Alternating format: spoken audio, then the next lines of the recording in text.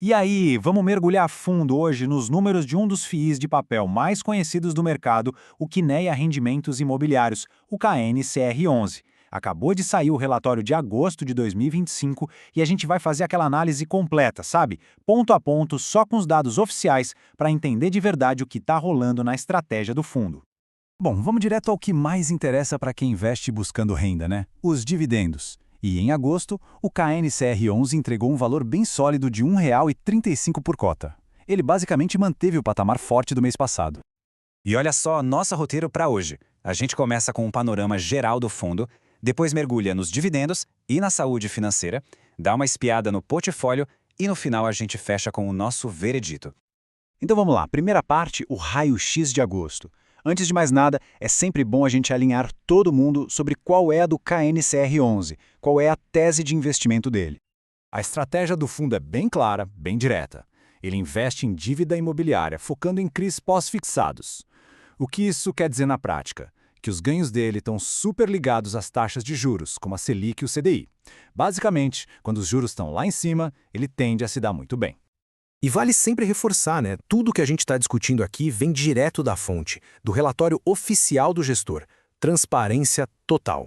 Beleza, segunda parte, dividendos e desempenho. Agora a gente vai ver como essa estratégia toda se traduziu em grana no bolso do cotista neste último mês. O que chama a atenção aqui de cara é a estabilidade.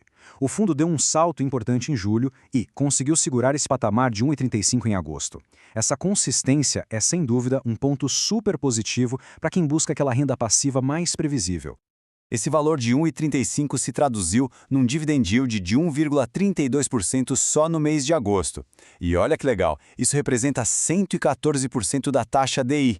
Ou seja, o fundo não só acompanhou, como superou, e com folga, o seu principal índice de referência. Mandou bem. E para quem talvez não esteja tão familiarizado, o Dividend Yield, ou DY, é uma métrica fundamental. Ele mostra qual o retorno que os dividendos estão gerando com base no preço que o mercado está pagando pela cota. E, falando em preço, aqui a gente vê a relação entre o preço de mercado e o valor patrimonial. Com P sobre VP de 1,036, o mercado está topando pagar um pequeno prêmio de 3,6% pelo fundo. Isso geralmente é um bom sinal, mostra que a percepção sobre a gestão e os ativos é bem positiva. Certo? Vamos para a terceira parte, a saúde financeira.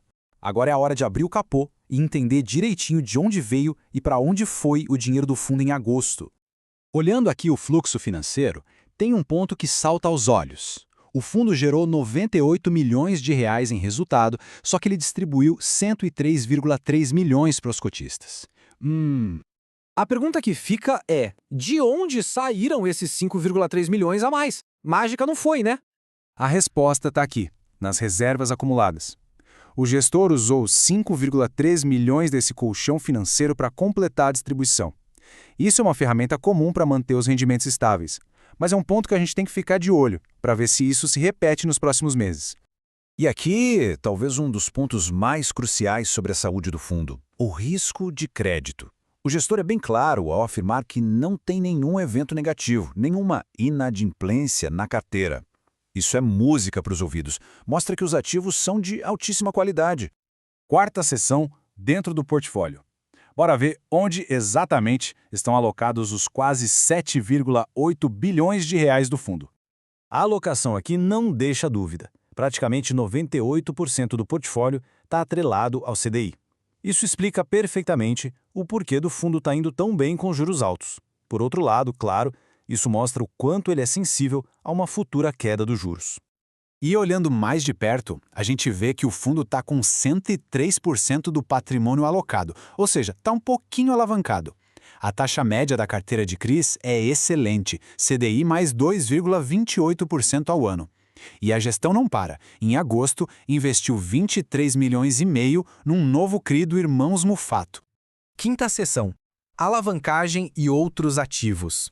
Além dos CRIs, o fundo também lança a mão de umas estratégias um pouco mais sofisticadas para tentar otimizar os retornos. Uma dessas estratégias são as operações compromissadas. Traduzindo de um jeito simples, é como se o fundo pegasse um empréstimo rápido usando os próprios ativos como garantia, para conseguir investir em novas oportunidades e, com isso, potencializar os ganhos. Em agosto, o nível dessa alavancagem estava em 8% do patrimônio. É um nível que a gestão considera bem controlado e dentro da estratégia. A gente também viu um pequeno ajuste negativo de marcação a mercado neste mês. O valor patrimonial da cota caiu um tiquinho, de 101,88 para 101,72. É um movimento bem pequeno e normal que só reflete as condições de preço dos ativos no mercado secundário. E chegamos na nossa última parte, veredito e a palavra do gestor. Depois de analisar todos esses números, o que a gente pode tirar de conclusão? Vamos resumir os prós e os contras. Resumindo a ópera, do lado positivo, a gente tem dividendos altos e estáveis, uma performance que bateu o CDI e risco de crédito baixíssimo, o que é ótimo. Já nos pontos de atenção ficam o uso das reservas para pagar os proventos, o fato de ele estar negociando com um pequeno prêmio e o risco que vem junto com a alavancagem, por mais controlada que ela seja. E para fechar, a palavra do gestor. Ele reforça essa visão positiva, dizendo que o cenário atual de juros altos deve continuar ajudando os retornos do fundo nos próximos meses. E isso tudo deixa a gente com uma reflexão final, né? O fundo está claramente surfando muito bem essa onda de juros altos. Mas o grande teste da estratégia vai ser quando esse ciclo virar e os juros, uma hora ou outra, começarem a cair. Como ele vai se adaptar? Fica a pergunta no ar.